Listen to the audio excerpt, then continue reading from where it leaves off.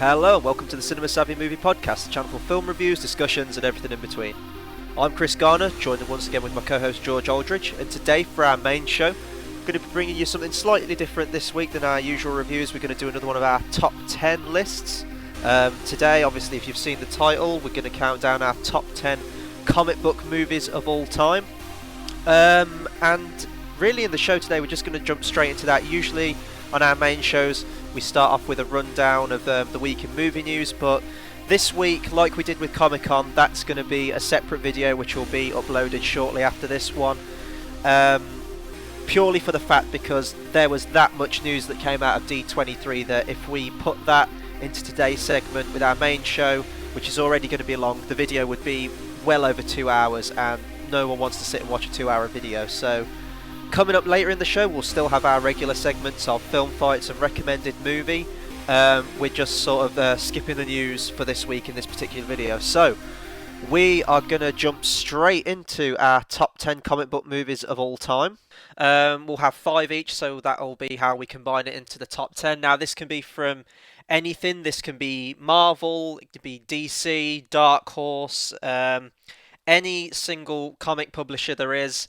So it doesn't just have to be like the Marvel Studios films and DC ones like that. It can be literally any film based on a graphic novel or comic book property. So we're going to take it in turns, counting down. Then we'll have some honourable mentions before we hit our number one. So do you want to kick us off first, George, with your number 5 pick? Yeah, my number 5 is it's recent. It's based off a Japanese manga novel. It's one of my favourite films of last year. I've gone for Edge of Tomorrow. Oh, okay. I thought you might pick this one. It was just briefly, like, I didn't know that this one was actually a comic book until we did that review of it. So it's interesting, but I did think you would pick this one. Yeah. Yeah, I mean, it's not like a straight up American. I like the fact that it's a Japanese, and I know that manga is comics. I've never really read them. I haven't read this, in all honesty, but I think when I saw that film, I was totally blown away, and that was the kind of moment where I've seen a lot of Tom Cruise stuff over the past year. I think that's mainly because of that, where it's kind of like, you know what, there's a lot more to it than Scientology. That. I know it's a kind of stupid opinion, mate, but because I hadn't seen enough of him, I think that was the kind of film that cemented the deal where I started looking back over his career. But I mean, the film itself, it runs like a comic book. It's almost like a video game, and it's so fun, and it's the perfect blockbuster, and it's such a shame that it didn't get the sort of money it deserves. And I think like Dread now as well, it's sort of got that cult following a little bit, and I think more and more audiences are like coming back to it and stuff like that. We talked a couple of weeks ago that they might be doing a sequel, stuff like that. Whether that will happen, I don't know. But yeah, when I first watched it, I went on people's recommendations. Everyone I know who's seen it just sung its praises, said it was brilliant, and I think that was our first film club actually, wasn't it? We our Edge of Tomorrow review. We both loved it. So if you haven't seen it, definitely try and get a hold of it, because that film needs everyone's support it can, I think. And they're talking about a second one, which will completely kill it. But you know what? If there's an idea, then there's an idea. Actually, no, I don't want a second one. Don't bother. But it was amazing. It was a perfect film on its own as well. And the thing is that the manga it's based on, I don't actually know how faithful it is to that. I think they changed a couple of characters' names for like the Western audience, stuff like that. So I perhaps should mention this as well, that there's a few on my list where they might not be the most faithful adaptations from the graphic novel or comic book it's based on, but this is purely for films I enjoy and what I think are the best made films, not necessarily 100% completely faithful to the source material. Oh yeah, that's fine. I think that's like both of us, in all honesty. I think out of a few where some of them aren't based off comics, some of them are, some of them use bits and bobs. I think that's natural for these films, because it's not going to work if you 500% it. Watchmen works, but not a lot of them do, because everyone knows what's going to happen. The other thing I want to say, just in case no one's realised by now, we will be grouping films together just like we've done all of our other lists. So say there's a trilogy, or if there's a quadrilogy, I don't know, but they'll all be grouped together. Yeah, it just gets easier that way, because I mean we have 5 picks, and you know if we picked a trilogy straight away, boom, there's 3 picks gone. So yeah, we tend to do that, just group them together, or if there's a particularly like bad film in that series, then just ignore that one and go with the good ones. But Right, my number five pick. I'm sure this is going to feature on your list somewhere. I had to pick one film from this particular trilogy, so I went with the one that started it all. It is Christopher Nolan's Batman Begins. I think this is my personal favourite out of the trilogy. I know for most people it's The Dark Knight, and I completely understand why that is. Um, but for me, this was sort of comic book films had been around before, obviously, like with the first X-Men film and like the Spider-Man films had like already been out.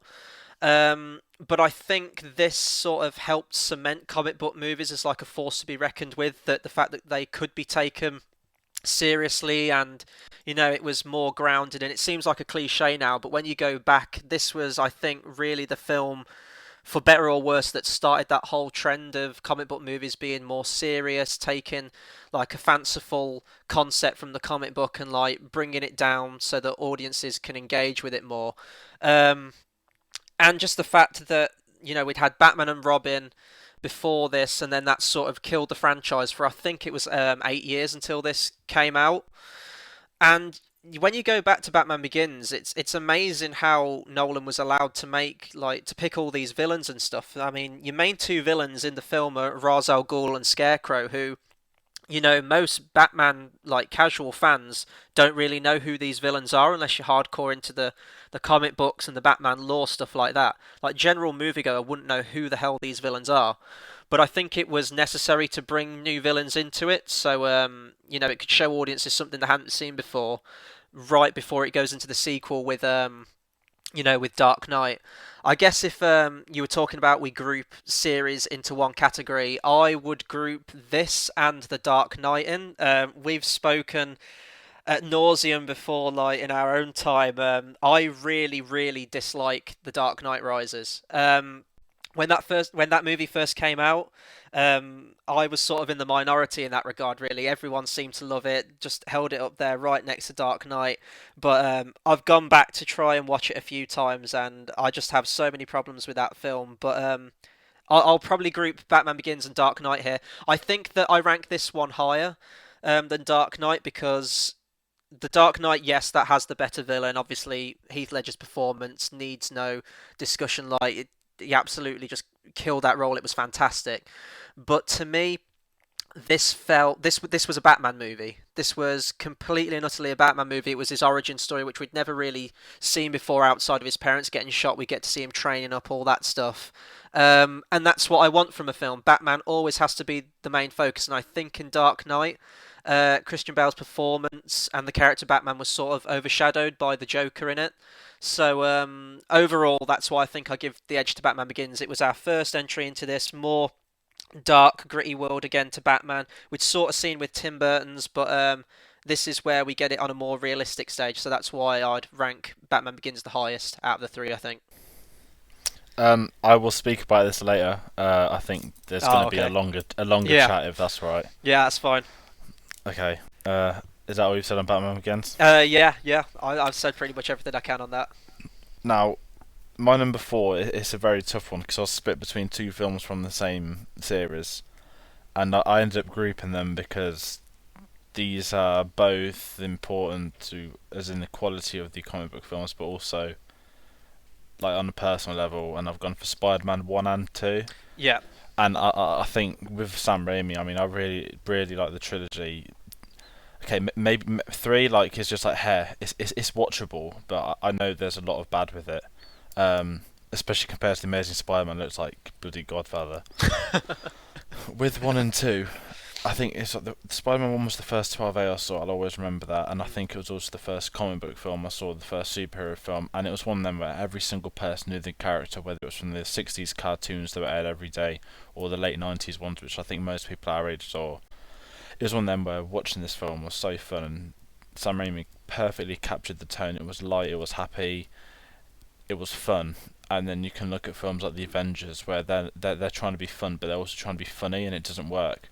Rather than these first two films, which perfectly use the character of Peter Parker, the origin, the villains.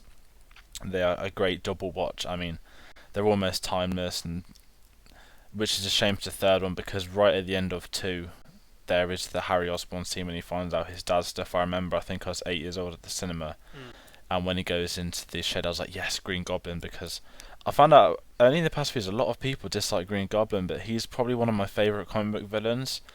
And it seems to me it's all this nitty gritty nonsense that, oh my god, he's not wearing like a tight leotard with a goblin on there. Like his armour looks quality, and especially when you look at some of the mass scenes and the performance of Willem Dafoe, it's always been like, always think about. I've luckily he answered a question once in a Q&A I did on Empire, so I was well proud of that. But it's one of them where these films, I think probably for you as well, they're one of the first comic book films you saw. I think these and probably the older Batmans, they're great fun, and I think they captured the tone of Spider-Man perfectly. I despise what they did in the new ones, where the Dark Knight was a good hit, so they made the Amazing Spider-Man dark and gritty. Then they made the Avengers a hit, so they made the second one all bright and colourful like the Avengers, and it completely didn't work. Whereas these ones, they were perfect in themselves, and it's just a shame that Sony kind of came in, interfered with the third one, because I think we would have had a really good movie with Sandman and Harry Osborn on their own. I think Sam Raimi would have saved Venom for a different film. But, I mean, you can look at the third one very briefly. There's some good moments, and Sandman's kind of origin scene. I mean, I think it's you that's told me before that, if that was a short film, that would be it for Oscars and everything. But it's one of them where the first two films are so perfect themselves. I've spoken about the first one a lot, but you can look at Spider-Man 2 as well. I mean, that is, a lot of people say, that's one of the best comic book films of all time. I agree with that, definitely. Even still, people still say that. Exactly, and that's what I like about it. It's got a legacy. It's carried on. It's overshadowed the originals. All the kids prefer the older ones to the new ones, and I mean, just all of it. The fact he loses his powers, it perfectly adapts that comic. There's the iconic shot of it in the bin, him walking away from the comic book cover, and he recreates that. Doesn't do it in a way that's like too obvious, a bit like Watchmen, although I do really enjoy Watchmen. And it's just one of these films that I've really enjoyed them, and I know a lot of people do. But also, they're timeless. I think in 20 years' time, I'll still be looking at the first two Spider-Man films, because they're just awesome. And yes, I'm happy it's back at Marvel now, but I don't care how old they cast the new Spider-Man. I know full well that it's not going to mean as much to me, but I don't think it'll also be as good as the originals. Yes, it's easy to say originals are always better, but I think the first two films were just perfect in their own right, and they've got such... what's the word? It's going to be such an iconic film come the end of it. And also, I'm a wrestling fan, and it has it has the cage match with Bonesaw, played by one of the best wrestlers of all time. It's just one of them. It's a film everyone loves. Oh, you made me want to go back and watch that scene now. I've got still really fond memories of these films, even sort of the third one as well to some degree. It's interesting because, like, growing up, my favourite two superheroes were Batman and Spider-Man, right up there. Like, you had DC, Marvel, they were my favourite too. I used to watch the 90s cartoon series, and, I loved that. And then it was interesting because the first film came out, as you said, it was a 12, and I think that it was this, and I want to say Born Identity, which were the first two films that sort of brought the 12A into existence. There were a lot of kids complaining that they couldn't go and see the new Spider-Man film because it was a 12, and then I think after that, that's when they, brought that new certification in. But they're just so much fun. Like, they're just really awesome, easy watches for like superhero films, and the one thing you sort of don't get in many superhero films now is that sense of like heroism. Like, you look at the end shot of the first Spider-Man movie, and the soundtrack, it's beautifully done by Danny Elfman, like absolutely flawless music in those films. And it's like the sweeping shots, and that was the first film where you really could believe that Spider-Man could be done on camera and done right. Um, and then Spider-Man 2 rolls around, and actually I didn't even see Spider-Man 2 in cinema. It wasn't until Spider-Man 3 I actually went to see them, and I really regret not going to see Spider-Man 2. That's definitely my favourite one of the three of them, and I think they're still so quotable as well. Like, with Amazing Spider-Man, there's not really many moments you can think of. Whereas you go back to these, whether it's Willem Dafoe's lines, like he's very over the top and corny, but that's why he's so good in that film. Alfred Molina as well as Doctor Octopus, just fantastic performance. And who can forget, like, the best part of all three of these movies, J.K. Simmons, J. Jonah Jameson. Still, I think the best casting for any character in fiction ever on screen. Is just so much fun every time. He is that character. It's like Hugh Jackman is Wolverine, J.K. Simmons is J. Jonah Jameson. Um, Brilliant. And really, there's only one scene from the first one that I think dates that film, and that's sort of Macy Gray performing at the parade. Um, and the action's a bit clunky in that first one, but you've got to understand that this was with the first X-Men film, which also I don't think the first X-Men films aged all that well, but it was the first ones that were, sort of bringing in this new age of the superhero film. And for what it's worth, the first two Spider-Man films I think still hold up as fantastic comic book movies. In the second one, that fight on the train is still one of the best superhero bits of action I think we'll ever have. Um, and with Spider-Man 3 as well, like I stand by Spider-Man 3. I think it's a sort of enjoyable, sort of dumb, action movie, superhero movie. But there are some really good bits in that with Spider-Man. Like I love the bit at the end where he teams up with Harry and the sort of, chaining together attacks against Sandman. As you said, like that, the birth of the Sandman scene where he first gathers like himself together in the sand and the music as well. I believe Christopher Young did the music to Spider-Man 3. It wasn't Danny Elfman, but he used a lot of his motifs and themes and stuff like that. Um, so there were still bits I liked in Spider-Man 3, but I completely agree with everyone's problems, like what they did with Gwen Stacy, Venom showing up for like the last 10 minutes of the film. Like I get all of that completely, but I still think, it's a fairly decent watch, and it's still sort of a very enjoyable movie to just watch. But yeah, absolutely, completely agree with you. Definitely need to be on the list, and I like that Sam Raimi was able to bring some of his quirks into it as well. Like he brought Bruce Campbell gets a cameo in each one of the three as well.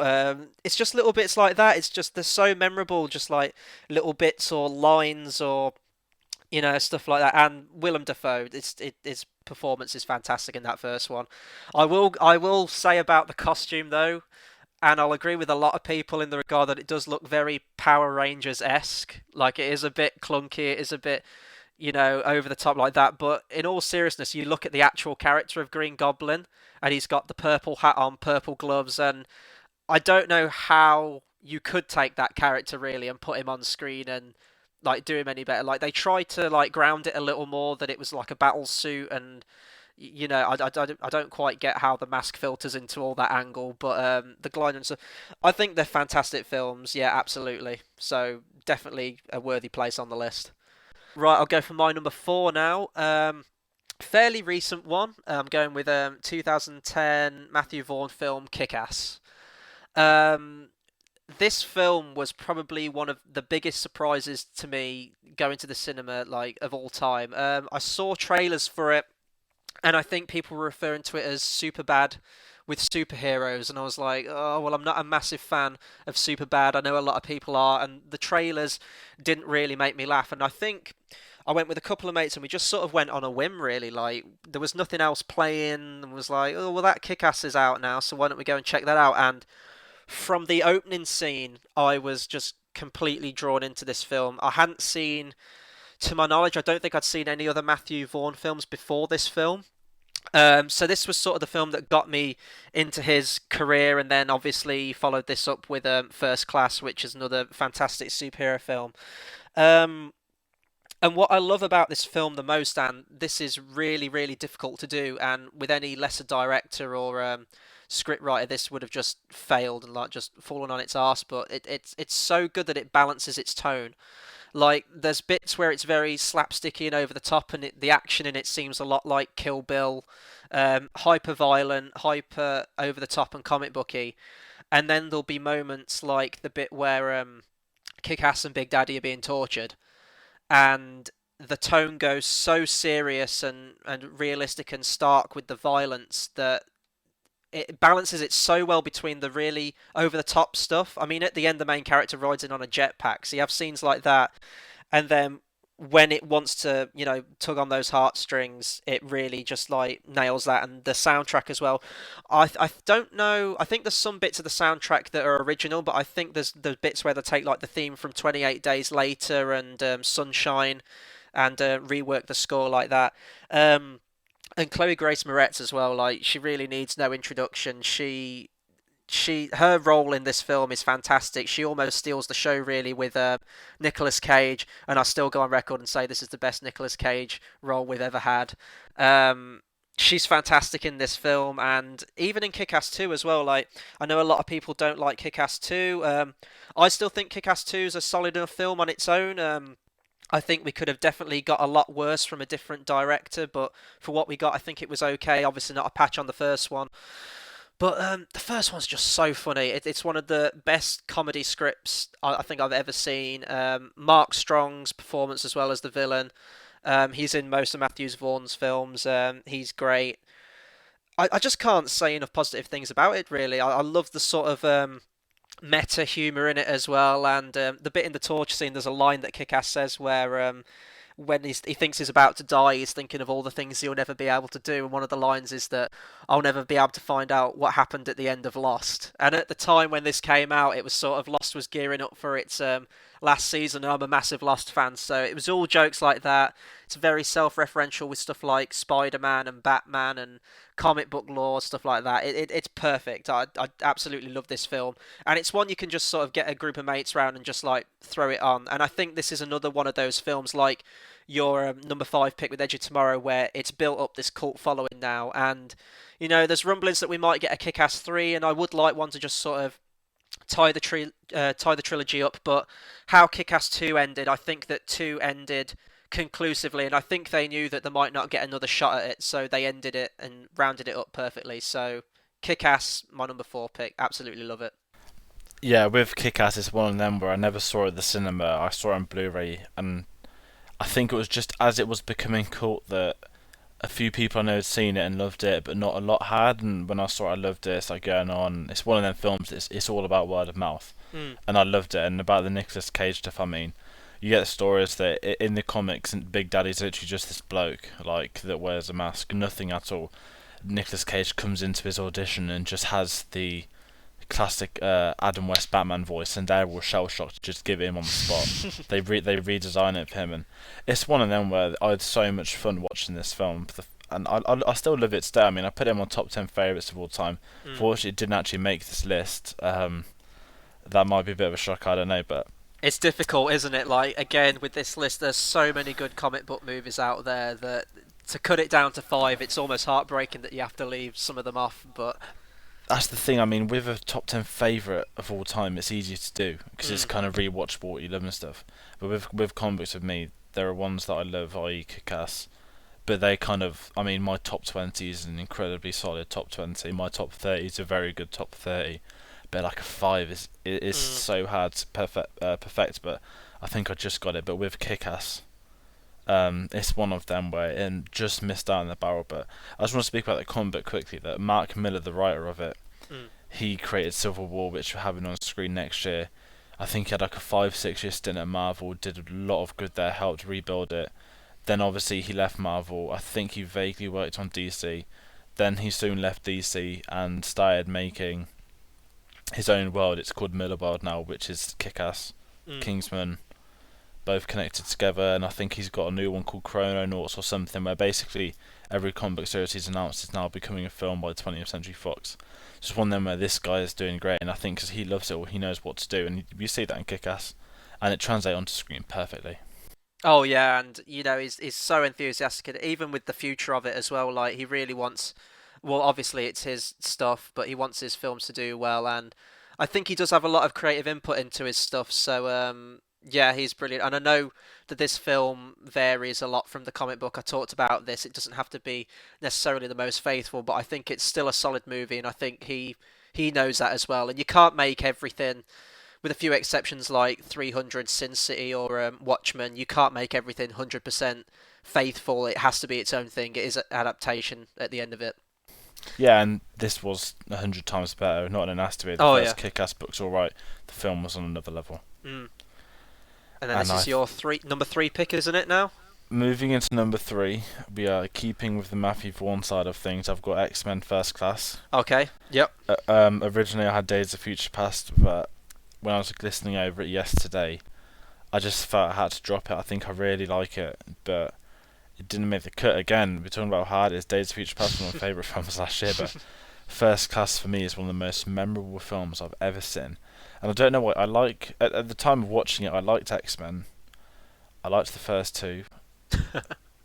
3, I didn't mind 3, but I think, how old was I when I saw this? I must have been like 14, 15, so I didn't mind 3. I wasn't 200% into knowing it all yet. Mm.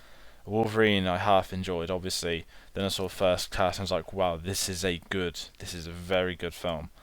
And that was one of the ones that attracted me, because I saw this just before I saw Kick-Ass. And it's one of them where I will always be remembered. If I was to ever do a top 10 scenes of all time, Michael Fassbender steals this whole film for me. Yeah, it is And his film.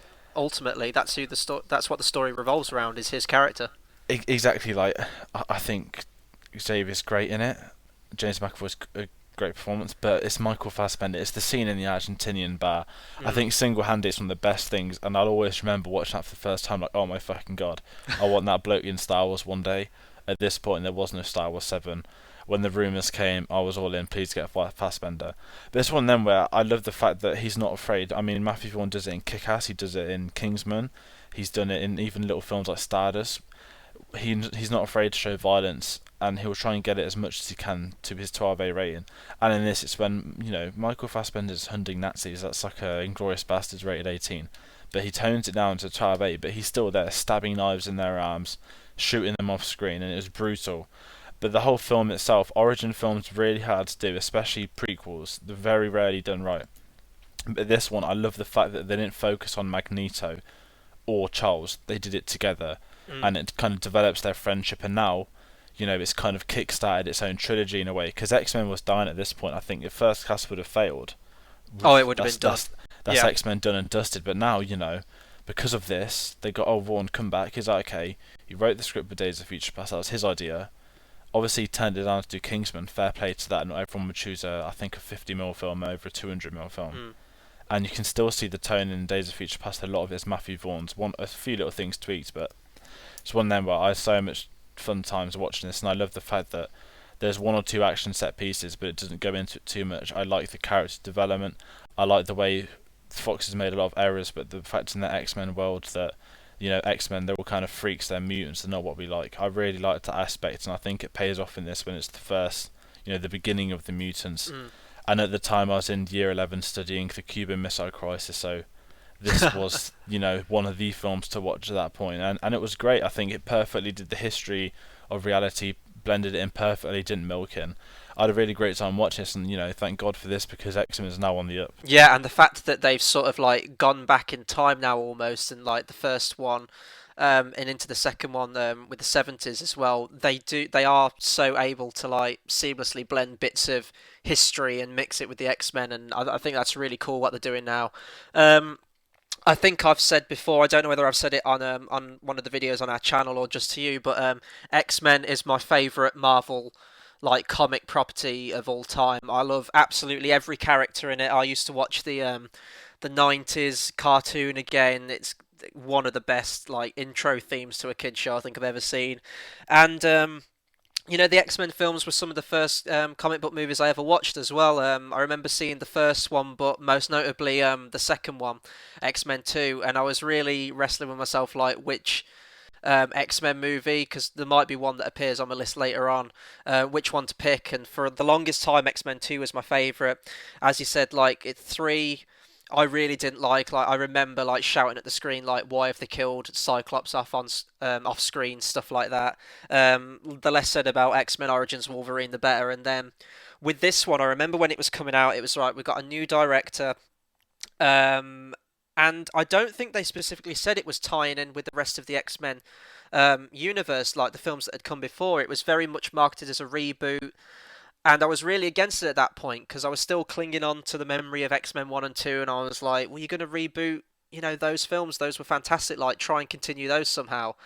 And I went in with like a really bad attitude. I sat down, and then the opening hit, and it's the concentration camp scene with a young Magneto.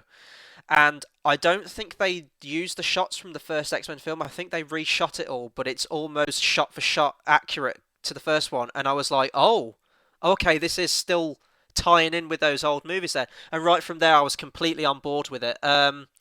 I don't think I absolutely love First Class, but I don't think I like it as much as Days of Future Past. Probably because I love the whole parallel between the past stuff and the obviously the old cast coming back as well for all the future segments, and I think that one feels a bit more epic and more's at stake than this one.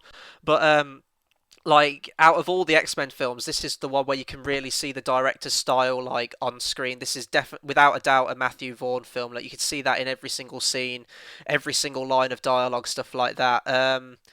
But as you say, like the real show stealers of this film are both Michael Fassbender and James McAvoy, who beautifully like play off each other in this film. If I did have a problem with this film, I think that it's almost like they try and rush and do too much in the very end. It's like, oh, we've got to get Xavier in the wheelchair. We've got to have, Eric turn into Magneto at the end and be in costume. So I think it was almost. I think they could have paced themselves a bit better and maybe set that up for the next one. But obviously, when you get to Days of Future Past and you see how that turned out, I think it's justified. But it was actually probably the first X-Men film where you really get the sense that this is a team of mutants and they're in the classic yellow costumes now like they are in like in the comic books. That was awesome to see. It does mean however that because this is set in the past we couldn't get like a team of well-known mutants, so we get ones that are slightly less well-known like Havoc and Banshee and was it Angel Salvador, things like that. But Kevin Goddamn Bacon in this movie. I mean, you've got an X-Men movie with Kevin Goddamn Bacon in there, and he's amazing, and he's fantastic in this film as well. And the soundtrack, it was very, very different to what we'd had before, and it doesn't use the classic. I can't even really call it the X-Men. Well, I guess I can call it the X-Men theme now, but the one that we hear in Days of Future Past by John Ottman, that was only ever used in X-Men 2 and none of the other ones, but it's kind of weird how that's always been considered the theme. But there's one in this that plays during most of the Magneto scenes, and I think it plays in that bar scene, and it's this really sort of ominous marching like piece of music to it, and it's really intense and it's awesome. Also, this film, like the last comment I'll throw out here, it has one of, if not the best cameo in a film I have ever seen. I did not see it coming. Um, I won't spoil it in case someone hasn't seen it, but it involves a scene where they're sort of walking around and they're recruiting mutants, and they run into someone in a bar, and it's perfect. And even um, Rebecca Romaine came back for this as well. There's a shot where Mystique, Jennifer Lawrence, says, "Would you prefer me to be older?" And she changes into Rebecca Romaine, who played Mystique in the first two films. So it was little bits like that where it all tied back in. And I know if you think too much into it, the whole continuity of the X-Men just falls apart and it just like crumbles in on itself. Fox haven't done a good job of even now they're back on their feet. Like the continuity between all the X-Men films is just completely broken. But I almost go into these films now with sort of seeing them as their own thing. But obviously, this Days of Future Past was a direct sequel to this one, and I think that with Days of Future Past, it even enhances First Class even more because obviously there's a lot of elements that play into that more so in the Rogue cut. But yeah, I love First Class, and that's a great pick. Definitely. And I just want to finally say that the score by Henry Jackman, the Magneto stuff is incredible, especially in the bar. I mentioned that they kind of have this theme on the guitar at the entrance, but that's one thing that I felt was missing off Days of Future Past. If they'd have integrated that once or twice, it would have been so cool, but we might get it in Apocalypse. And if Apocalypse is good, they've finally got a decent X-Men trilogy. Yeah, I hope so.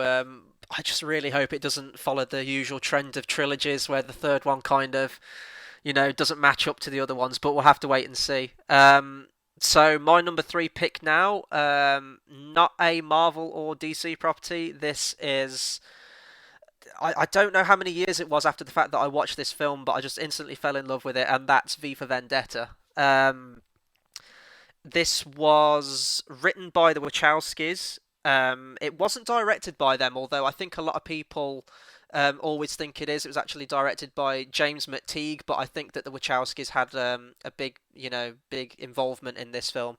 And out of all the ones on my list, this is probably the film that is less like its graphic novel counterpart. The graphic novel was written by Alan Moore, who's notorious for sort of distance himself from film versions of his properties, which is fair enough. I mean, there have been some really bad ones. I mean, you look at The League of Extraordinary Gentlemen, again, nothing like the graphic novel, and whilst I don't think it's an awful film, it's just really forgettable and just kind of bland. But it's a real shame with ones like this and Watchmen, where he doesn't want his name to appear in the credits, even though I think those are two really good films.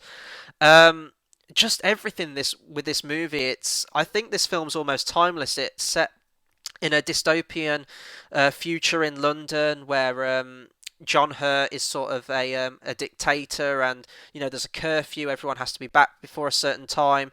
You can't speak out against the government. It's basically tyranny. And V, who's played by Hugo Weaving, sort of teams up with Natalie Portman, and they want change in London. And you could look at it as like terrorism, and I guess it is. Like, he's blowing up buildings and stuff like that, leaving a message. He's killing all the people that imprisoned him. They sort of did experiments on loads of people. It's really in depth, and it's, if anyone hasn't seen it, it's definitely worth watching the film.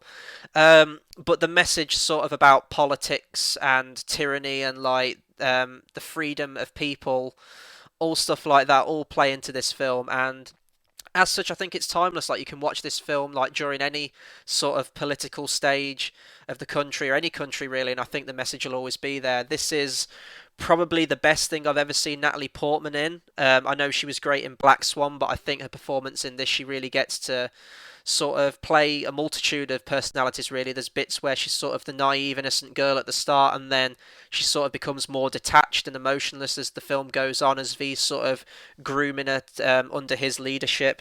And Hugo Weaving, although you never see his face, is obviously behind the iconic V mask, which are used by Anonymous, stuff like that. Um, just his voice. Hugo Weaving's one of my favourite actors, and just the power of his voice and the script and everything like that. You get every single sense as if he was actually on screen through just his voice, and it's a really emotional ending for him in this film. The music's great as well, and I think the comic book's actually set in the 80s. I think it's sort of, it was a critique and satire on the leadership under Margaret Thatcher. So, but I really don't think that this film would have had the same effect if it had gone back to the 80s. So I think it was right to, shift the time frame of the film. But I don't even really know what else I can say about it. This film has one of my favourite scenes of any film of all time. It's so emotional. There's a scene where Natalie Portman's character gets imprisoned, and she's in there for months and months and months, maybe even a year or something like that. And in the cell next to her, she keeps getting fed messages, and it builds up this whole story of this character you never even properly see. She's not even in the film. You're just aware that she's might be in the cell next to her, and it's this whole tragic backstory of this one character who, through these notes, Natalie Portman like has a bond with, and it's really powerful stuff. Like this scene, and probably the scene from Shawshank Redemption with is it Brooks, the old guy, when he's let out of prison and he's trying to adjust. Like, those two scenes are like probably the two most powerful scenes I think I've seen in the film. And yeah, V for Vendetta is just a definite watch. Great one to watch around bonfire night as well, because it plays into the whole Guy Fawkes thing and Parliament, stuff like that. So yeah, my number 3 pick, V for Vendetta. V for Vendetta is an interesting one because I saw it when I was younger, but I was at the age of 13, 14. I really, really enjoyed it. I think this is in the 20s on my list. But it's a film that if I watched it now at the age of 19, a bit more with it, politics-wise, film-wise, all of that, probably like it a lot more, because I remember it was quality when it's got action. But it's bizarre because I think did it come out in 05 or 06? 06 it came out, yeah. All I remember is the papers everywhere was, oh my god, Natalie Portman shaved her hair and stuff. And I think that's kind of what drew me to the film, because obviously at that time it was all Star Wars hype. And speaking of Star Wars, really quickly, I think there's a shot in Revenge of the Sith, and I think a lot of people bring this one up. Obviously, we're big Star Wars fans, so you'll probably know exactly the scene I'm talking about. In Revenge of the Sith, there's a scene where Anakin and Padme are talking on the balcony. It's the one where he goes, "You're so beautiful. It's only because I'm so in love." And people say she always looks slightly different in that scene, appearance-wise, to how she does throughout the rest of the film. And I think that was a reshoot, and she was called in, and obviously she'd lost so much weight for V for Vendetta and shaved her hair. so it's sort of an obvious wig, and she looks really, really thin compared to how she does throughout the rest of the film. And I think it was because of this film that's why she looks slightly different. Yeah, actually, yeah, I know the shots and stuff. See, that is, I never really thought of that. Cause yeah, oh yeah, that does make sense actually. I think it was around. It must have been around the same time because Revenge of the Sith was 2005, I think, wasn't it? Yeah, filmed in '04, and this would have been filming end of '04 Yeah. slash '05. Because there's a lot of post production. I mean, I wanted to quickly say that the way I see London and V for Vendetta reminds me a lot of Tim Burton's Gotham, where Mm. it's all very dark and it's quite bizarre. Although you know what it is, it's got that kind of enigma to the whole thing, and I really enjoyed the way it's done. And you're right about the '80s politics; it's so great, and you kind of nodded towards Thatcher and the Tories and stuff, Mm. especially when it's kind of it looks like an evil world council at the start when there's the president's speeches and stuff. But it's a great picture. It's a great film. I've got the graphic novel. I haven't read it yet, but it's one of them I will get around to, and I definitely do need to see this film again. Mm. And I'd say moving on, my number two pick Yep. is Captain America: The Winter Soldier. Oh, I thought this might get in there. Yeah, great pick. Go for it, man. Tell us why you And picked it. well, with these films, I said it in the Spider moment tonight.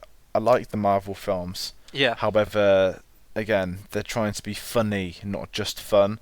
Mm. And now it's a formula that's not working. However, calling the Russo brothers, famous for Community, one of the funniest sitcoms of all time. Boom, what do you have? You have one of the darkest Marvel films I've ever seen, and it's one of the best comic films I ever saw. I mean, I'm a massive fan of the Winter Soldier comic in itself. Mm. They kind of loosely use bits and bobs because Winter Soldier directly ties to Civil War, which I love the fact that Captain America, the next film, will do as well. But with this, it's the whole film itself. When it starts off as this political thriller where Cap doesn't know who to trust, what to do, the breakdown of Shield. There's so much that goes right within this film. But the way I always saw it was when I was younger. You know, my dad always liked Captain America. I knew a lot of the history and stuff. The World War II hero. After Captain America, the first film, I loved that film. But I remember they came back into the present day. I was like, what are they gonna do next then? Because he was the goody two shoes. He was the Superman.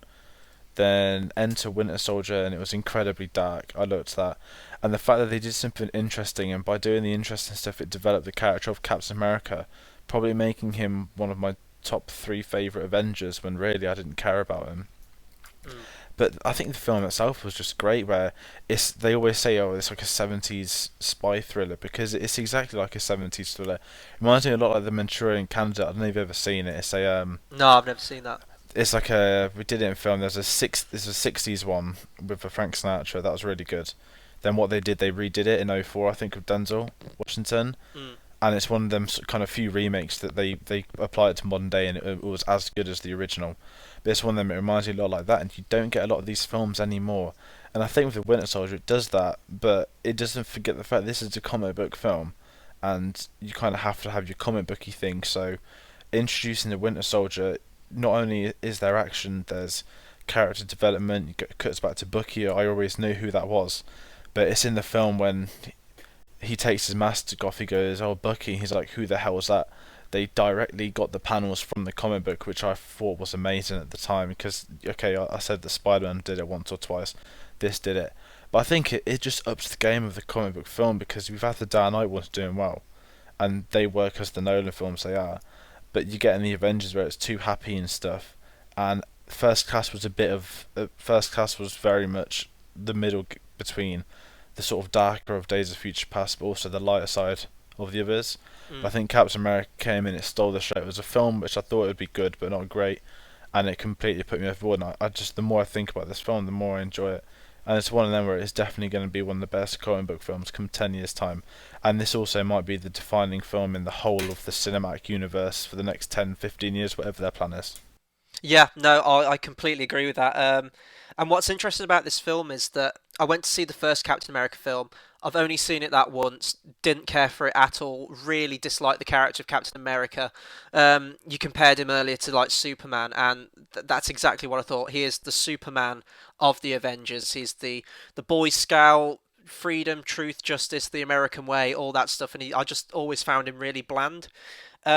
Same then Avengers followed the year after that, and I didn't think any different. I still thought he was exactly the same character, really boring. And then this film rolled out, and I remember I was like, well, I've got to go and see it because it's a Marvel movie. They all tie in together. I've got to go and see it. But I sat down and I was like, this is going to be crap because I just hate this character. From the opening scene where he's on that boat and he's just sort of like chaining together like hits and he's like throwing people off ships and he's like throwing the shield around and he's bouncing, I was like, oh, hang on. This is actually pretty cool. And then the rest of the film unfolds, and now Cap is my favorite one of the Avengers. Like it's insane how much of a turnaround this made me feel like with this film. The Russo brothers, as you said, like directed this film, and they're doing Captain America 3, Civil War, and they're doing the last two Avengers films as well, or what might be the last two Avengers films. So after watching this, I can't be more hyped up for their take on that because I think that Winter Soldier is the best film we've had so far in the MCU.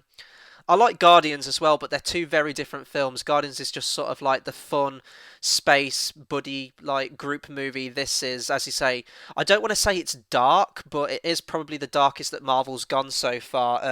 It's very much as grounded as you can with this property, I think. And like with, as you said, like the whole 70s spy angle, it was probably like I wouldn't immediately think that's an angle you could like bring to Captain America, but it just works beautifully. And out of all the Marvel films, I think this one had the most sort of repercussions after the film. The whole thing with like Shield being compromised, and then I don't watch it, but I think that the storyline of that filtered into the Agents of Shield TV show a bit, and then that's still sort of been playing out with like Nick Fury and like the true good members of Shield like sort of scrambling together to try and get things done. We see that in like towards the end of Age of Ultron. Um, but just everything, I think it's the best villain. Well, you could sort of call him a villain. I think it's the best villain we've had in the MCU so far. I know a lot of people would say Loki, but to me, he was never threatening. He was more played for laughs in the Avengers film. But this one, that shot, and it was used in all the trailers. It's where Cap's chasing after him across the rooftops, and he throws his shield, and the Winter Soldier just turns around and grabs the shield, like and just like stares him down. And from that one shot, you know that this guy means business. The soundtrack for like all like the Winter Soldier stuff as well, it's like really sort of discordant and scratching. It reminds me a lot of the Joker's theme from the Nolan films. Just everything with this film, the action, and I think the characterization of Cap is really pushed to his limits in this, where he's trying to like smooth out Shield and like obviously his childhood friend, well his best friend growing up throughout the war, Bucky, and what he's become. And it's a really cool parallel to the actual character of Captain America. He was created as a super soldier, and he was like taken in by the government and used as a sort of puppet during the war. And the Winter Soldier's sort of exactly the same character, really, but just taken to the extreme and is, given a villainous edge to him. Also, one of the coolest car chases I think I've seen in the film in a long time with the Nick Fury chase. Um, Absolutely everything, yeah. It's definitely probably out of all the Marvel films the one that you can go back to the most. It's fun, it's energetic, it's dark, it can get pretty not scary, but it can get pretty dark at some times. And out of all the Marvel films, I think this one was the one that changed the stakes the most out of all of them. Yeah, finally with Winter Soldier, it was done by Henry Jackman, who did First Class, which we spoke about as well, and he's also written down to do Civil War next year. So it's Oh, for going to the be music? Is this for the? yeah. Yeah, yeah. So it's going to be interesting to see how that turns out. I think it'll be good, and hopefully we get another dark film in itself. It'd be a lot better for the film and for Marvel's future if Civil War is incredibly dark, leading into Phase 3, rather than have this dark twist halfway through and nothing else stays dark. Yeah, and it'd be nice to actually see Marvel like carry over some themes for a change between films because they've like really dropped the ball on that whole idea at the minute. Yeah, they even got rid of AC/DC in Iron Man. I know. What was all that about? Like all. Oh, yeah. I think the only theme we've like had carry over so far is like a little bit of the Avengers motif, but like I'd really like to see them get more on board with that. But anyway, we'll move on to my number two pick this time. This film actually featured in my countdown of my top 10 favourite films of all time. I'm not sure what it got. I think it got like 8 or something like that. This is 1994's The Crow. I know you haven't seen this film at the minute, but it's such a fantastic film, and luckily, like I know this. was rumored for like a while that it was getting a remake, and that probably still will happen at some time. But I think I heard recently, I'm not sure if it was confirmed or not, that they've sort of put the whole idea of a remake to bed now. I think like all the actors were like dropping out, the directors were changing, all that stuff. So I think they've kind of shelved the idea of a remake at the minute. So Yeah. that. I was just going to say, sorry about the remake. The company's gone bankrupt, so we won't be seeing that. Oh, thank God! Like, I mean, it sucks for all the workers. Like, I'm really sorry about that. But like, as long as my Crow film like doesn't get tampered with, I'm fine with that. Um, yeah, like at its core, really, for anyone who hasn't seen it, The Crow is just a straight up revenge movie. It's about a guy called Eric Draven who is about to get married, and like a gang breaks into his house. They rape and murder his wife. They shoot him and throw him out of a window, killing him. And then it's a year later, and he's resurrected with the power of like a crow. Like the concept itself sounds ridiculous, but go with it here. He's resurrected. He comes back, and it's basically just him getting revenge on the people that put him in the ground in the first place. But there's really quite a lot more to it than that, and it's you have to bring up Brandon Lee's performance in this film. Um, this was obviously his last role. He actually died on set during this film, and it's really tragic because it's similar to Heath Ledger. Like I think he died at the same age. The image of the Crow himself is very similar to the Joker, or Heath Ledger's Joker anyway, and it's both like for Heath Ledger and for Brandon Lee like a role that if they'd have lived after this would have just like sent them shooting straight to stardom. His really like a human performance in this, and then when he has to do the action scenes, he really like brings it in for that as well. Ernie Hudson's in the movie. He's fantastic. He's sort of like a nice sort of comic relief, but just like a really nice sidekick character hit to the Crow. And he's not in it a whole lot. He just sort of like shows up every now and then. It is very much Brandon Lee's movie. But out of any other comic book movie, it's probably like this and maybe the Tim Burton Batman films.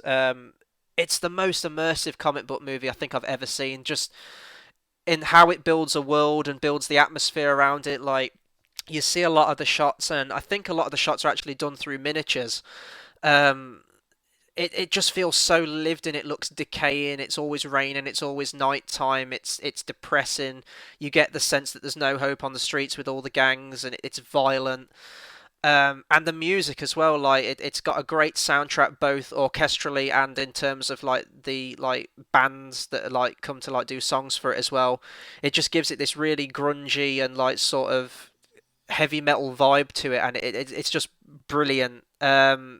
And really for all those reasons, and just like the artistry of it as well, the director, Alex, I want to say Proyas, I can't really pronounce his name, but I'm not really sure what else he did, but like he's a director to be reckoned with in terms of this film at least. I think again this is one of the films on my list that is kind of, I think in concept it's similar to the comic book, but I think the comic book is a bit more extreme. It's a lot more violent. The comic book is very much more sort of gothic, and I think it's a black and white comic book as well.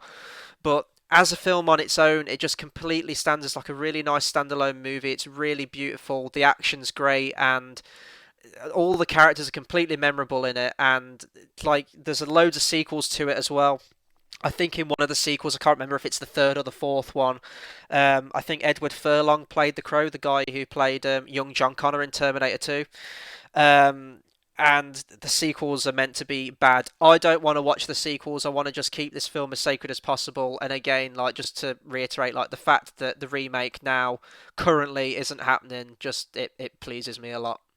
Yeah, and it's one of them films where a remake was so obvious. I haven't seen it yet at this point, but it's one of them I know a lot about it. I know obviously about the Brandon Lee stuff. I know it's kind of cult following. Obviously, I'm into wrestling, so there's Sting, Mm. and I think it's one of them where it's just a memorable image. Everyone knows what the Crow looks like. It doesn't matter if you haven't seen it or not, and it's a very famous graphic novel. So I think it's one of them where them remaking it was always going to happen. But even I'm genuinely quite happy they're not going to do it now, because it just seemed like production hell. Everyone was dropping out.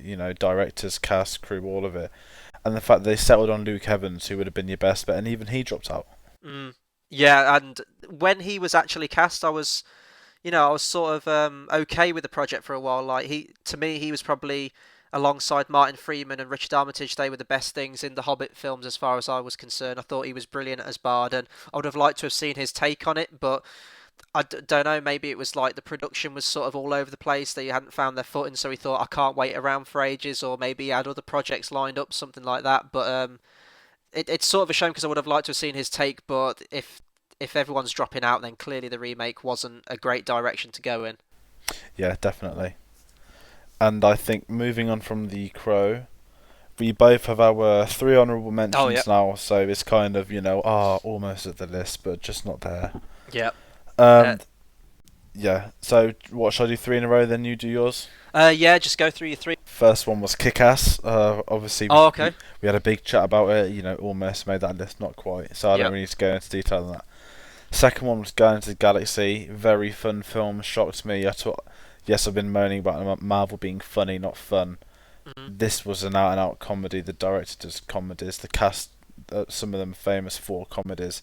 It worked perfectly, and it kind of was loosely on its own thing. It's part of the MCU, yes, but didn't rely on references, which I loved. And it was a very well-made film, and I think a lot of people loved it. I didn't expect it to be great, and it was. From the director of Scooby-Doo 2, I believe, Monsters Unleashed, and that was at the time before Ant-Man, probably Marvel's biggest gamble, and it's paid off. Like, everyone talks about Rocket Raccoon, everyone talks about Groot, so it was a huge success for Marvel, I think, that one. I mean, one minor thing, my cousin was saying her 3-year-old daughter saw it last week and she cried for an hour when she thought the Groot died. So it's one of them, kids clearly love it, and I think a lot of adults do too, but yeah, almost, it's definitely an entertaining one of that. And the final honourable mention was Kingsman, another Matthew Vaughn film. Oh, okay. Very recent, I know it's the hardest to put in the list, but I was a big fan of the graphic novel. The novel's a lot better than the Kick-Ass novel. It was perfectly adapted onto film. I didn't think Colin Firth would be as amazing as he was. And there's the church scene, let alone Taron Egerton, who's probably going to be a big thing. That film was great, and I hope they get a sequel right. And it was one of the funnest spy films we've had in years, and that says a lot about the current state of spy films. And especially you being a huge Bond fan as well, like the whole parallels to that and like homages to that as well. I can imagine like you got a blast out of that. It was like a 60s Bond film, and we haven't had enough of them recently. Yeah, and just going really quickly to the church scene, how do you make Freebird even more epic? You get Colin Firth to just like lay waste to everyone in a church. Yeah, that was my favourite scene of that movie. I'll go through my three then. Obviously, these are in no particular order. These are the ones that just didn't make the cut. First off, we have X-Men: Days of Future Past. I sort of talked about this briefly when you were talking about First Class. And we reviewed this movie very recently as well with the Rogue Cut. In modern terms, one of the best comic book movies I've seen of all time. I think this was, Bryan Singer coming back after X-Men 2, after his long hiatus from the series. And it just felt like it was at home. Like, the whole original cast coming back for it. Mixed with the new, like, it should have been like really impossible to do but the way that they balanced everyone got their moment to shine, everyone had some screen time, and the action was fantastic in it. But it's not sort of wall-to-wall action, it's very much just like a character piece of Charles Xavier, and that's why I like it. Like X-Men 2, I was going to put X-Men 2 on this list instead of Days of Future Past, but when I think about it, as great as X-Men 2 is, it very much is a Wolverine movie, and we sort of already had that with X-Men 1, and then we got it again with X-Men 3, and pretty much everyone. But this, although he's the guy who gets sent back in time, it very much is still like the cast movie, a supporting cast movie, and it's more or less a Charles Xavier movie, so that's why I put that one over X-Men 2.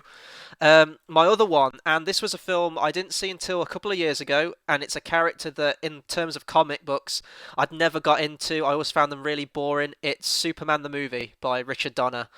Yeah, I'd always seen Superman as just like the Boy Scout. I talked about this with like Captain America. Just never interested me. I always liked Batman the most, and Batman's my favourite character in any fiction medium of all time.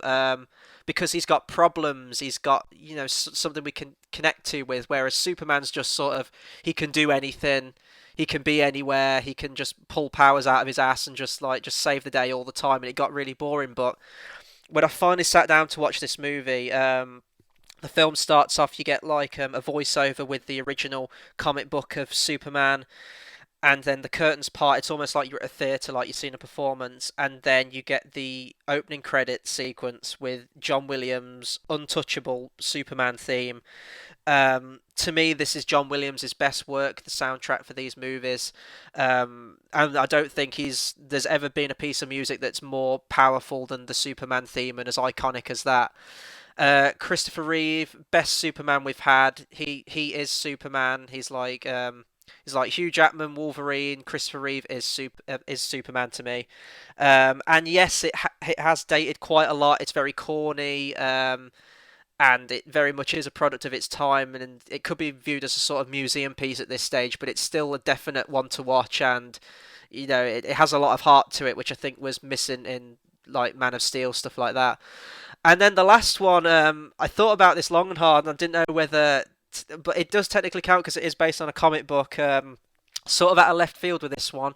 It's The Mask with Jim Carrey. I know that the comic book itself is meant to be a lot darker and a lot more creepier and bizarre and scarier, but I grew up with a lot of Jim Carrey's films like Ace Ventura, Liar Liar, even his performance as the Riddler in Batman, like all those films.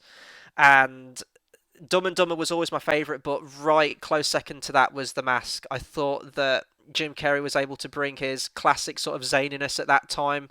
That was when he was on a high with all his movies. I think he had like 4 number 1 hit movies in the same year or something. He was absolutely untouchable. And The Mask still holds up, I think. The humour's brilliant.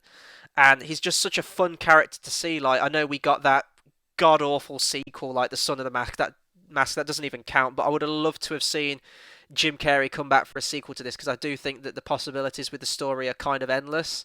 It's just a fun movie, and that's really just why I had to put it on there because it's always one that I go back to every now and then. And I'm forgetting the name of the actor, and I really hate this, but the guy who plays the villain in it. Is it the guy that plays Zed in Pulp Fiction? Yeah. Yeah.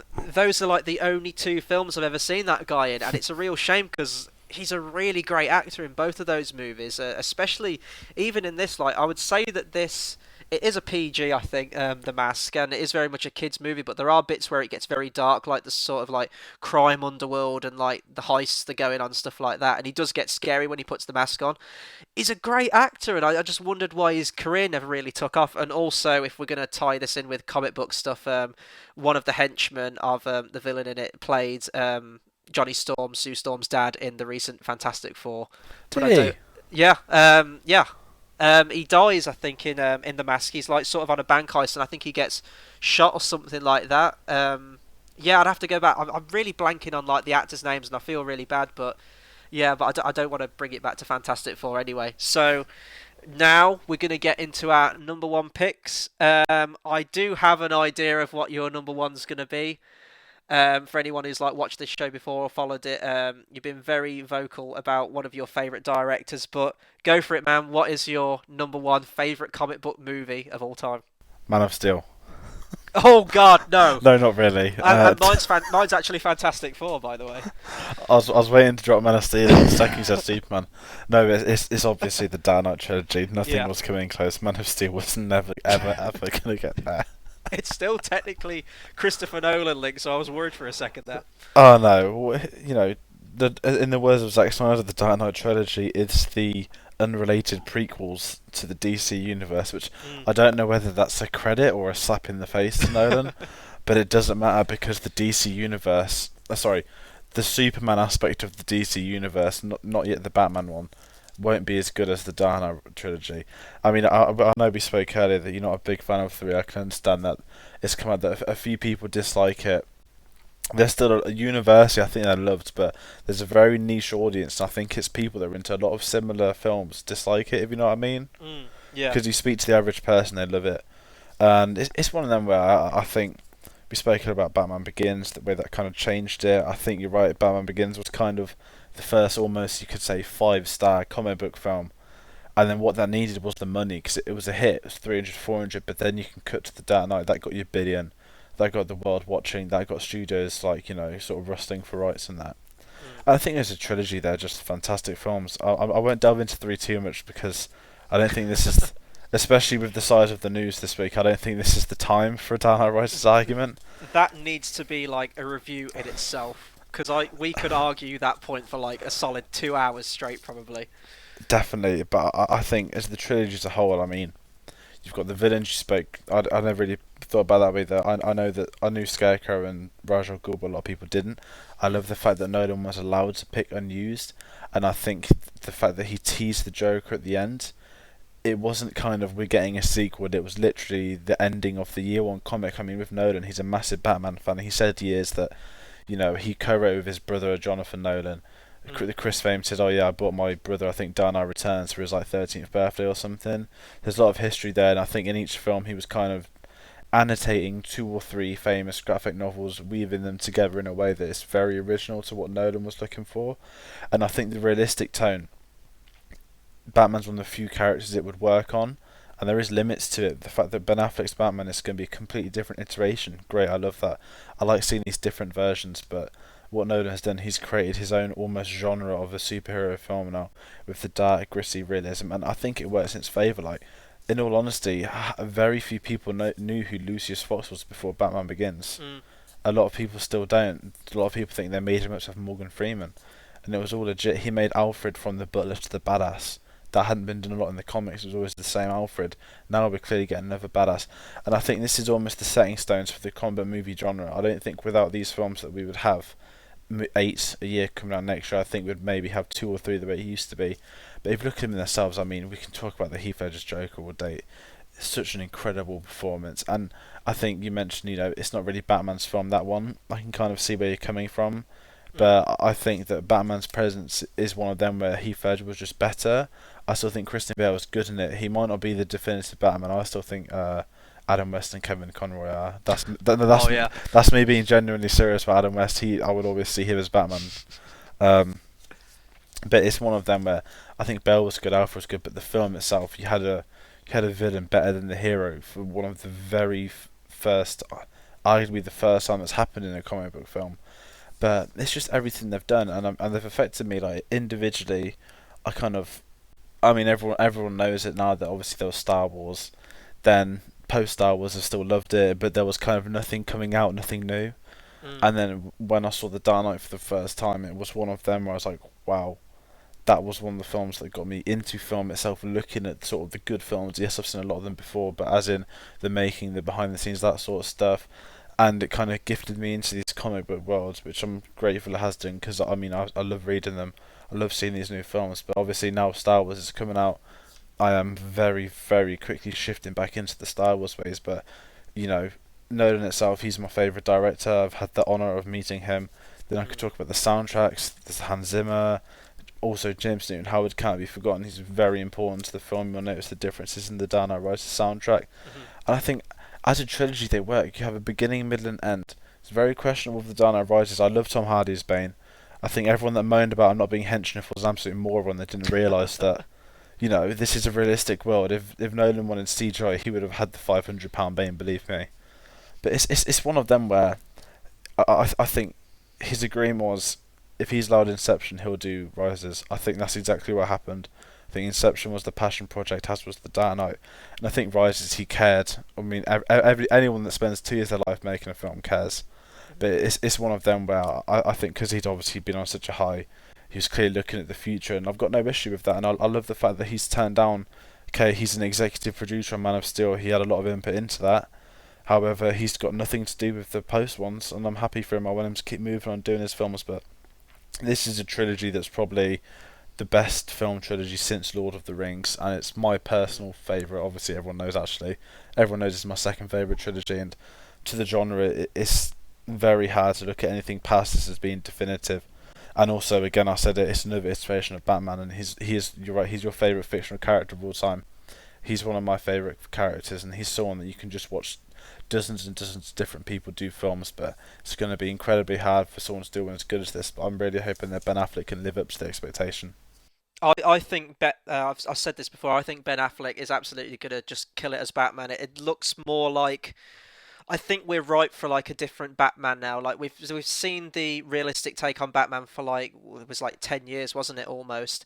I think we're ready for the next thing. But I mean, with these Nolan they're inherently just like crime thriller movies, with starring Batman.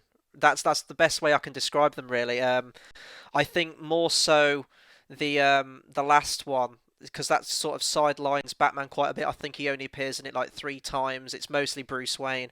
What I think is with the third one is I think maybe Nolan had an idea for a story, but obviously with Heath Ledger passing away, I think that sort of had a lot of effects on where he wanted the story to go.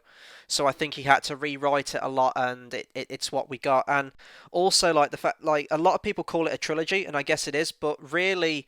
The series up until Dark Knight Rises really wasn't shaping up to be a trilogy, in my opinion. It was just sort of here's a new adventure with Batman against a different villain. And it was only until the third one came along where it started, tying into the first one, Ra's al Ghul, and all stuff like that. Um, but I mean, Dark Knight. This is one of the films I've seen the most at the cinema. I think the final total on how many times I saw this film at the cinema was about 5 or 6 times. Um, and I remember on opening day as well, every single person in that screen was wearing a Batman shirt or a Heath Ledger Joker shirt or some kind of Batman merchandise. It felt like you were going to like a rock concert or something. It felt like an event. It felt like you were part of a community. And like I think going back, I don't think Batman Begins was a massive hit, which I guess was to be expected. You'd had like an 8 year gap since Batman and Robin came out. People weren't really into Batman, so I don't know whether it was a case that Begins did better on like DVD sales and more like word of mouth and stuff, or maybe it was the fact that Dark Knight finally got the Joker, and like the whole Heath Ledger's death thing probably brought a lot of people like who were curious to see it as well. Um, and as well, we're forgetting like Dark Knight also sort of rejuvenated another villain with Two Face. Like before then, we had Tommy Lee Jones's performance in Batman Forever, which was like a god awful portrayal of that character. I don't necessarily blame Tommy Lee Jones because I think he could have played a perfectly good, grounded, serious Harvey Dent Two Face, but those films were what they were, obviously. But even for Dark Knight Rises, I was there first showing opening day, 10 a.m. The cinema was packed. I went to see it a second time that day later in the evening with another friend, even though I really didn't care for it the first time I watched it. There are things I like in Dark Knight Rises, but I just think that you had two just superb movies, like not just comic book movies, not just Batman movies, but movies overall. And then I think that the third one felt, I know it's close to 3 hours, but it felt very rushed. The pacing was off. It was very sort of exposition filled. I don't think it had enough levity to it as much as the other two did, and because it wasn't focused on Batman, and I think that was partly down to like the idea to have an 8 year time jump. Like I don't think it needed that kind of closure to it. I think you could have just sort of done another film with Batman. I don't think it's so neatly needed to be tied up just because Nolan wasn't going to work on it again. But overall, it changed superhero films so much, and I think that was definitely a sort of deciding factor as to how big superhero films are now. We've seen it with other characters, and they obviously haven't worked as well. Like Man of Steel, they tried to make that. I mean, you could very easily have just said that the Nolan Batman films were tied in with Man of Steel. Visually, how they look, obviously had like the same crew involved in it, more or less. And the films do feel very similar, but the dark tone doesn't work for Superman. Spider-Man tried it as well, and now Fantastic Four have tried it. It doesn't work for every character, but Batman's just one of those characters where it does work. And we've said that Ben Affleck might be directing the next Batman trilogy, and I think after seeing The Town, he is definitely a worthy successor to take up the Batman mantle after Nolan's trilogy. Definitely, and I want to say you mentioned at the start of the talk, how they can't really. It wasn't planned as a trilogy. You're absolutely right on that. Nolan said, I think I've got one of the books. I think it's like the art and making of the Dark Knight trilogy, where he kind of said, I didn't plan these three films. I made one film, which was Batman Begins, and it was successful. Not a lot of people thought it would be. I think it made about 300. I can't remember exactly. I think it might be 370 mil, but I think it came out a month after, 2-3 weeks after Revenge of the Sith. Oh, And right. obviously, I think as much as people dislike the prequels, I think 90% of the haters do actually really like the third one. I Mm. just think it's mainly the script. Anyway, that's for another talk. Um, yeah, he planned them as three standalones. Batman Begins was a hit, so okay, we'll make the Dark Knight. Dark Knight, we'll finish it here. Oh, that was a hit. Okay, we'll do the third one. That's it. I'm finished. Done with it. I think Batman Begins. There's a lot of it. Rachel's got a boyfriend in it that's a high up kind of guy that gets killed. Mm. Yeah. He was written up until shooting as Harvey Dent. So Oh, right. Okay. so they decided to kill him, and it's okay. We can't kill Harvey Dent, so kind of the swap, and that's great because the way you think it now you look at the Dark Knight, be like, oh, that's why she's with the lawyer. Because if Mm. he'd have been Harvey Dent, you'd have known it's coming. And the problem with that is that it's arguably too much sequel baiting. Yes, there's the Joker card at the end, but that is literally the last page of the Year One book, which was just an awesome little tag as well. But it's one of them where I think these are the films that everyone will look back to. I think of our generation, everyone speaks about, say they're in their 40s, 50s, everyone speaks about Star Wars. Mm. And you get Terminator in the 80s. You've got these types. The Dark Knight is the one I think everyone in our age group is going to be talking about for the next 20 years. It's just the neutrals, the people that don't care about film. They all seen and they all know what the Dark Knight is, and it's just one of them where, it was great that I was just at that, just under the right age, but well enough to start to know it. Where I'm grateful for what it's done, but also the way that the genre's blown up. I mean, I'm happy that Nolan's touched these films before the kind of stress. If there were 10 a year, I don't think Nolan would have had a chance as a very young director. I mean, he came off the back of two or three indie films. You'd never have thought he would have got the keys to something like this, but he persuaded them the right thing to do, and I think that there's a lot of credit that's going to go to him, and rightfully so. And now he's almost got an unlimited budget because he's going to keep making returns. He's got a mass public interest in his films. You can look at Interstellar. I mean, who'd have thought a sci-fi film, traditional sci-fi like 2001 type sci-fi, would have made 600 mil, that only film in the top 10 highest grossing, not to have been a reboot or a franchise. But it's just one of them. The Dark Knight trilogy, I love it, and comic book films in themselves, that they've got a lot to thank for that. But I think it obviously it's all personal opinion, but I think these are the best ones. Mm. Definitely. And the last sort of point I'll make about it is I don't know how true this is. This was sort of what was going through like my head at the time, and I think I've heard this someplace else as well. The ending with the Joker card. Like I know you said that that's the last panel of year one. Did you say year one Yeah, comic? Um, how I saw it as, and I don't know if this was a studio thing. When they were making this film, obviously they didn't know if it was going to be a hit or not. Um, and there was like saying if it is a hit, you've had Ra's al Ghul and Scarecrow, you are goddamn putting the Joker in the next one. I heard that if the film was a success, obviously it would carry on and they'd have the Joker in the next one, which is how it obviously turned out.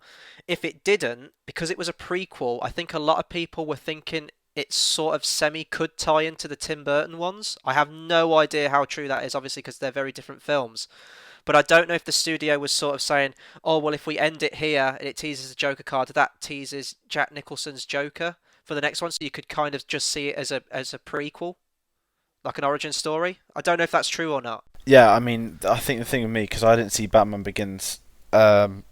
My sisters, I remember, she saw it just before we saw Dark Knight, and she thought that it was the prequel to the originals, and then we came out Mm. of Dark Knight, and she thought the whole thing was like a sort of prequel trilogy. You know what I mean? Well, sorry, not trilogy at the time, just Dark Knight. And she goes, "Oh, so is that why Two-Face has got his dad's coin?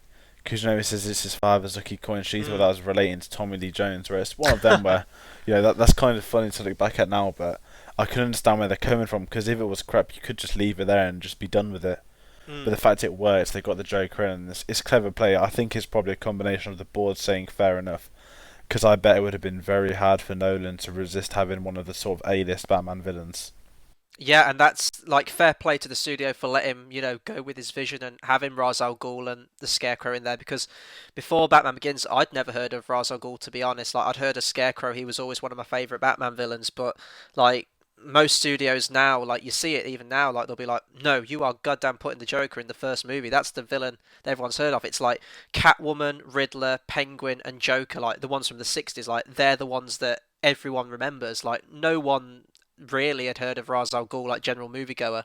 So it's fair play to the studio for letting Nolan have that free reign of his movies. Yeah, and also the final thing I will say on the Dark Knight trilogy is the studio for says we want DiCaprio as the Riddler in Dark Knight Rises. He had none of it, and I want to say fair play to that because he'd obviously worked with him on it.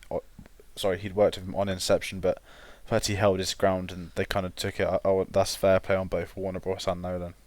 And he's a very similar villain, I think, as well to the Joker, somewhat. So it would have been sort of a retread of that. So I think Bane was definitely the direction to go with it. Yeah. Yeah.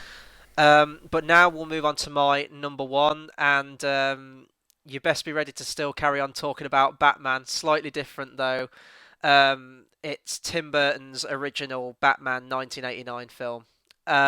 This film holds a very special place in my heart. Now, it probably isn't like you could look at Batman and sort of it's not the most faithful incarnation of Batman. I mean, Batman straight up murders people in this one, and Batman Returns. But this was the first ever superhero movie I ever watched as a kid. I think I was about 6 years old. I remember we had the cassette tape. So old school now, go to VHS, and it was a 15 certificate, and I remember like asking my mum like, "Can I watch Batman?" And she was like, "No, you're not old enough." And I must have argued with her for about 2 or 3 hours. And she was like, "Fine, put it on."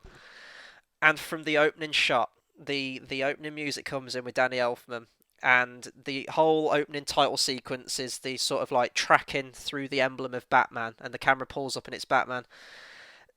Out of all the Batman films, like I'll take Batman Mask of the Phantasm out of the equation because that's a fantastic one as well. But this feels like Batman. Like, say what you want about the Nolan trilogy or Dark Knight, Batman Begins, they are fantastic films. But with Christian Bale, I always say that's Christian Bale. That's Christian Bale as Batman. With this, I see Batman.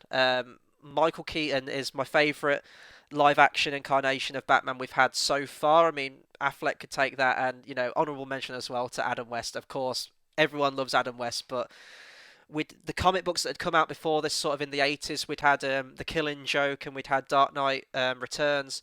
So we saw that Batman could now be a darker take, but in terms of a visual medium, we hadn't seen that, and Tim Burton was the one to, show audiences of what Batman could be. And without this film, you wouldn't have had your Dark Knight, you wouldn't have had your Batman Begins. So I think that this film definitely played a huge role in that. Say what you want about Tim Burton as an actual director, like he's not a great action director, and that's probably the weakest thing in this movie is its action, but he's great with atmosphere, and this is the best Gotham's ever looked. It's super gothic. You've got the old like gargoyles and the smog filled city, and the streets like densely populated. It looks run down, it looks gritty, it looks grungy. But the real star of this film, as I said, is Michael Keaton when he was originally cast. And we sort of saw this with Affleck as well. Everyone was just like up in arms about it, saying like, how can you cast Michael Keaton? Before he did this, he did like load of comedy things and that, and they just saw him as a comedic actor. There was like, no way can he play Batman. He's not serious enough. And he proved everything wrong. Keaton's one of my favourite actors, and that's why I love the film Birdman so much. Not just the fact because it sort of rejuvenated Michael Keaton's career, but also that the themes of that movie are so very closely tied to his character. The whole leaving behind your career as a superhero in that Birdman, obviously with this Batman, and Jack Nicholson as well. Like Jack Nicholson is my number one favourite actor. And he's obviously Heath Ledger did a very, very different portrayal of the Joker, but to me, along with Hamill, this is more in line with sort of my image of the Joker. He's still very like wacky and eccentric and like a clown, but he also has that underlying threat and terror to him. Heath Ledger obviously probably had the better performance. He was actually acting and playing a different character in this. Nicholson's just sort of playing Jack Nicholson, but I just love him. It's so quotable, and that's another thing with this film. Like, even side characters, like the Joker's henchman in this, Bob, is the best henchman ever. He's like Boba Fett and Bob are like the two greatest like henchmen characters I think I've ever seen in the film, and I've talked about it before. But Danny Elfman's score, I'd put John Williams' Superman at number one, and then this close second for a superhero. Hans Zimmer's score was fantastic for the Dark Knight, for the Nolan trilogy. It worked for those movies, but I'm sorry, you could take that Batman theme from those films and you could put that soundtrack against Man of Steel, against Inception, against any sort of like action film, and it would fit that. You hear this song and you instantly think Batman. Even the motif of this was used in the animated series as well, which came out a few years after this film.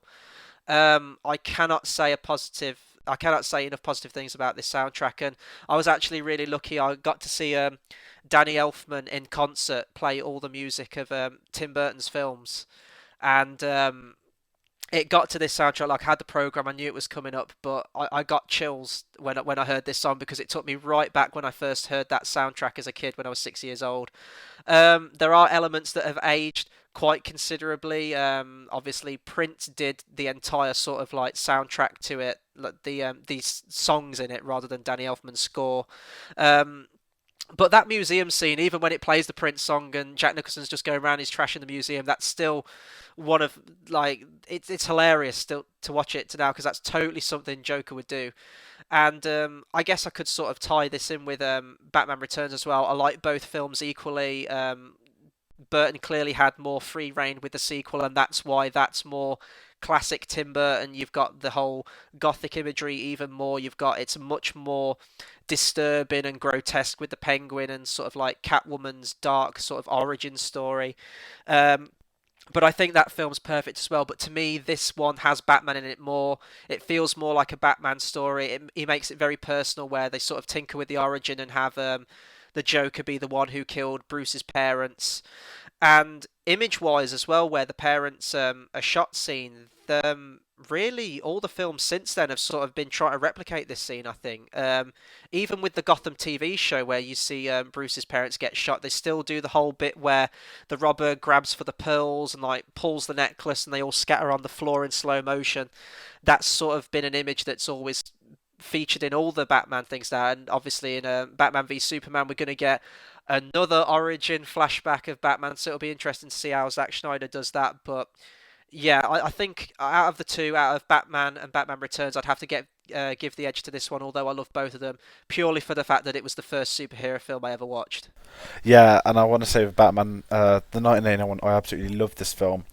Jack Nicholson's an interesting one because you're right, Jack Nicholson's playing Jack Nicholson, however his Joker is so good. I mean, I'm really happy you brought the museum scene because I love it. Every time I watch that film, as much as it's Prince and he can be annoying, it just perfectly suits everything Tim Burton does. And, as a Tim Burton film, it works. I mean, Batman's one messed up guy and Tim Burton nails it. He nails the Bruce Wayne side, he nails the Batman side.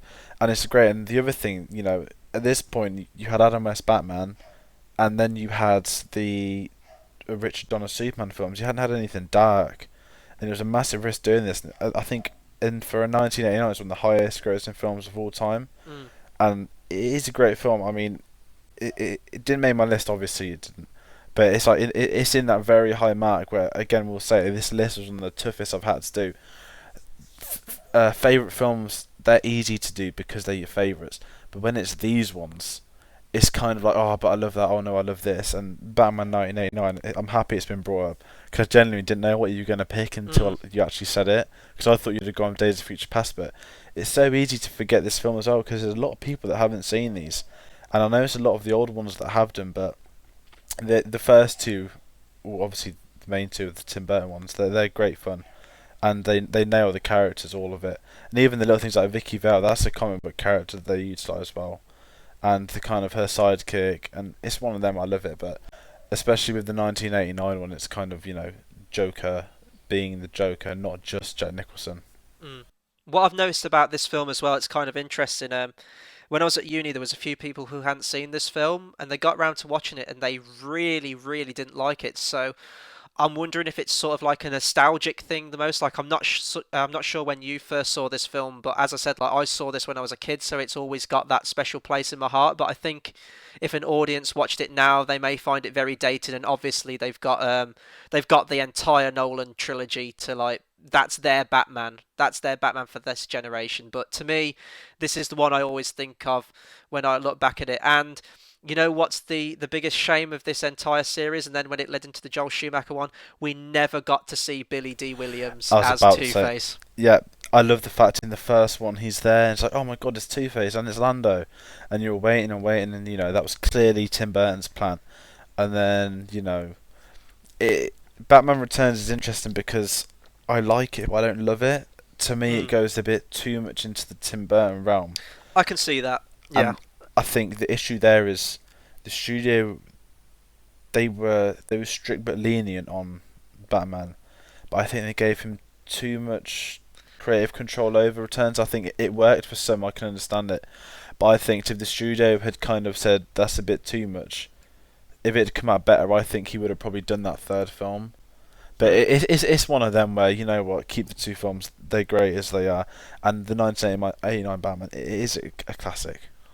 Yeah, and the fact that Billy D wasn't brought back for Batman Forever, I kind of put the fault down to that with Tim Burton as well. Obviously, he featured not loads, but he was in a couple of scenes in the first one, but then he wasn't used at all in Batman Returns. So I think if he'd have had Harvey Dent featuring that one with Billy D, and I think the reason that he signed up to the film anyway was the prospect that he was originally going to be like part of this franchise and was going to get to play Two-Face at some point.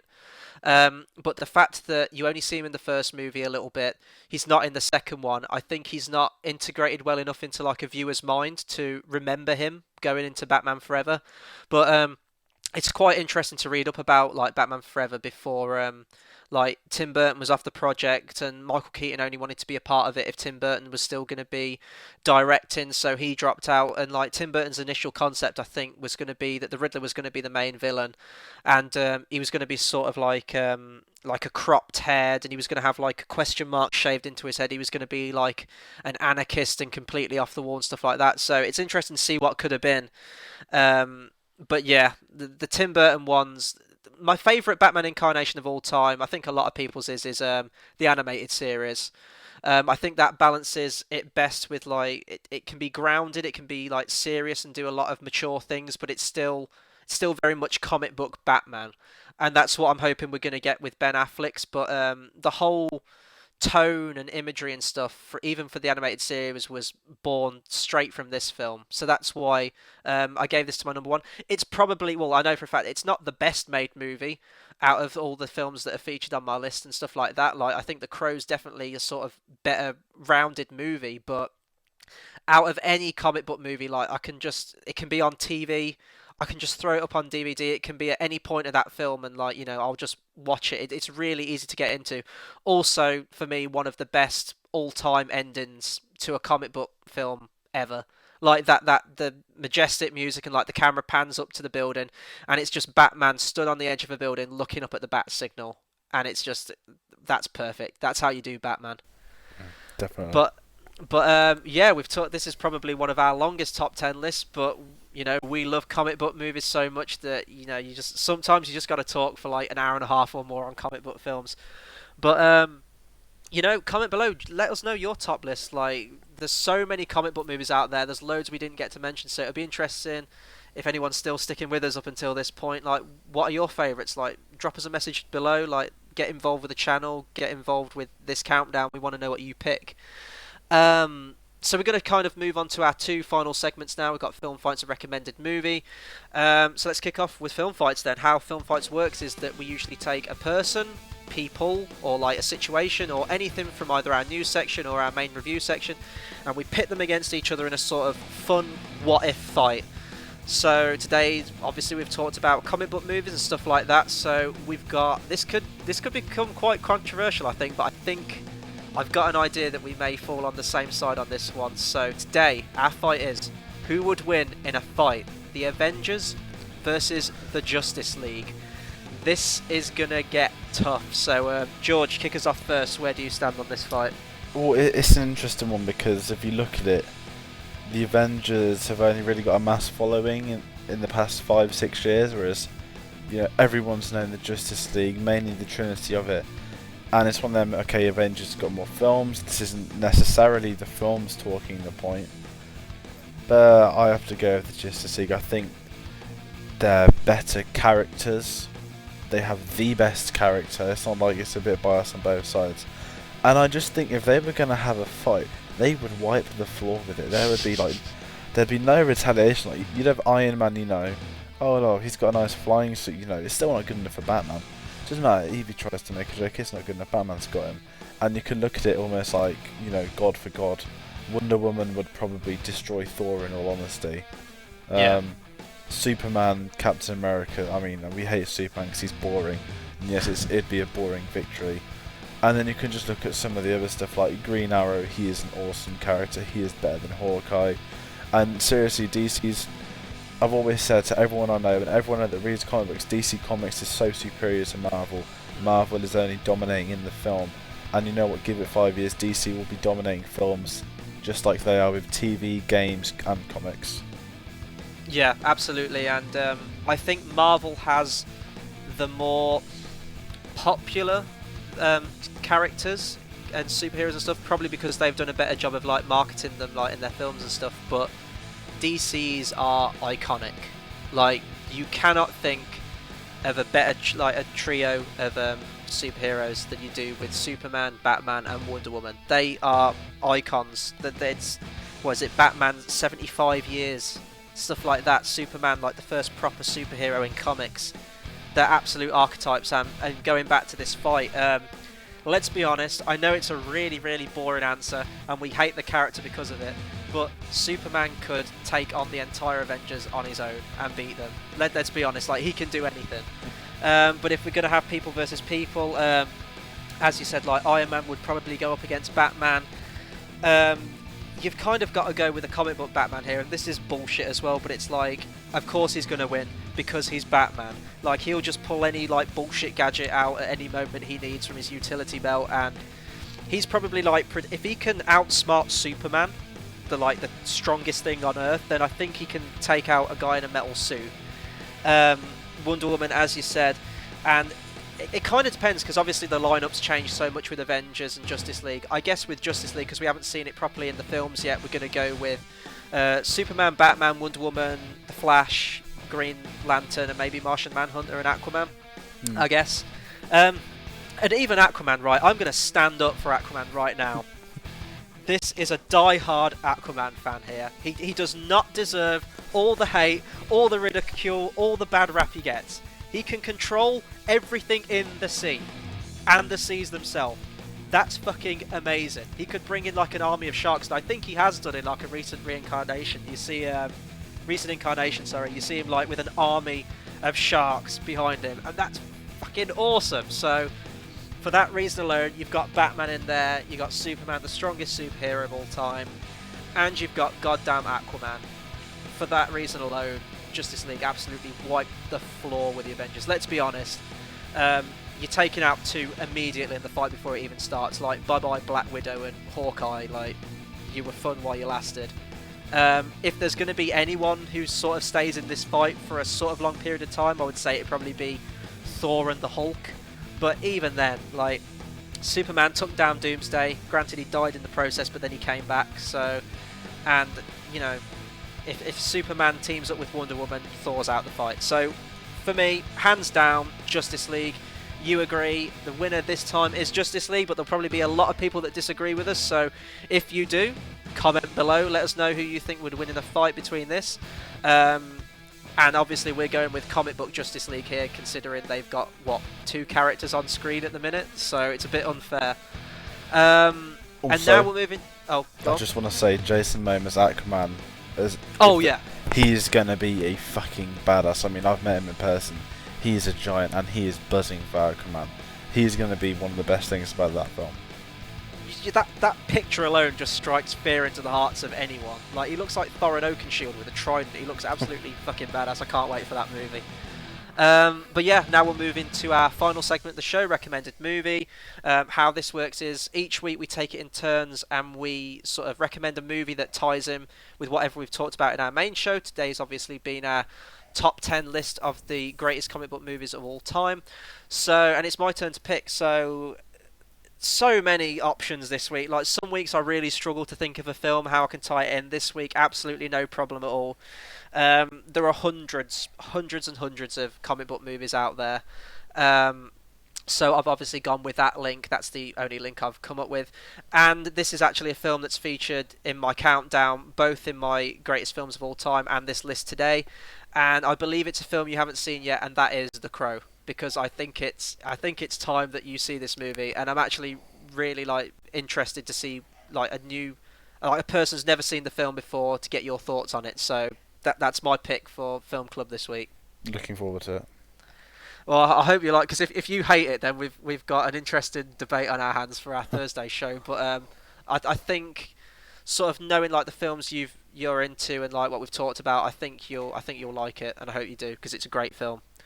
But yeah, so that was our show for today. I realise this is probably one of our longest episodes. We've talked quite a long time on our list, and obviously with the news and stuff like that. But some days you just got to talk for a long time on this stuff. So be sure to rate, like, comment, subscribe, all that good stuff. Spread the word, because we're going to be bringing you more reviews in the upcoming weeks, more of our top 10 lists, stuff like that. You can follow us at facebook.com/cinemasavvy. You can find us on Twitter at twitter/cinema_savvy.